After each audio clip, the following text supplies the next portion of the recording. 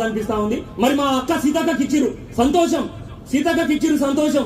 మరి ఇంత పెద్ద జనాభా ఉన్నటువంటి లంబాడీలకు ఒక మంత్రి పదవి ఇన్ని రోజులు వచ్చి ఇప్పుడు రాలేదు కాబట్టి ఈ సేవలాల్ మహారాజ్ జయంతి వేదికగా మా జాతి కోసం నిత్యము హైదరాబాద్ అంటే హైదరాబాద్, వరంగల్ అంటే వరంగల్, నల్గొండ అంటే నల్గొండ, ఢిల్లీ అంటే ఢిల్లీ నియోజకవర్గాన్ని వదిలి కూడా రాష్ట్ర స్థాయిలో జాతి కోసం మాతో పాటు నడుస్తున్నటువంటి గౌరవ రామచంద్ర నాయక్ లాంటి వారిని కూడా గుర్తించి విప్పుతోనే సరిపెట్టకుండా మంత్రి పదవిని కూడా ఇవ్వాల్సిందిగా రాష్ట్రంలో ఉన్నటువంటి 70 లక్షల లంబాడీల తరఫున మేము డిమాండ్ చేస్తా ఉన్నాం. మరి ఈ రోజు ఈ జాతి యొక్క గొప్పతనం చూడండి. అటు దేవుడితో ఆడుకున్నాము, ఇటు రజాకారులను వదిలించినాము. తెలంగాణ సాయుధ రైతాంగ పోరాటంలో అసలు బాసినటువంటి జాతి, కత్తెం బల్లెం పట్టుకొని పోరాడినటువంటి జాతి. మరి అదే విధంగా తెలంగాణ మలి దశలోనే బానోత్ ప్రవీణ్ నాయక్ మొట్టమొదటి అమరుడు ఈ రోజు మన నియోజకవర్గము, మన జిల్లాకు సంబంధించిన మరిపేట బిడ్డ. మరి చూడండి ఎక్కడ లేదు ఈ జాతి.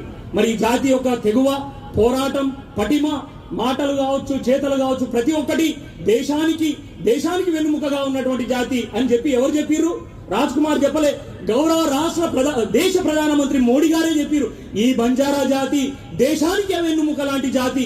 ఈ రోజు మనం అందరం సుఖ సంతోషాలతో ఉన్నామంటే ఆ బ్రిటిషర్లను ఎదిరించి పోరాడినటువంటి జాతి కేవలం బంజారా జాతి అని చెప్పేసి గౌరవ ప్రధానమంత్రి వర్యులే చెప్పినటువంటి వీడియోలు ఎన్నో మనం చూస్తా ఉన్నాం. మరి తెలంగాణ రాష్ట్రంలో బంజారా హిల్స్ లో ఒక మంచి సూచిక గోల్కొండ ఖిలా తెలుసు కదా. సేవలాల్ మహారాజ్ వారసులకే ఆ నైజాములు ఇచ్చినటువంటి పరిస్థితులు.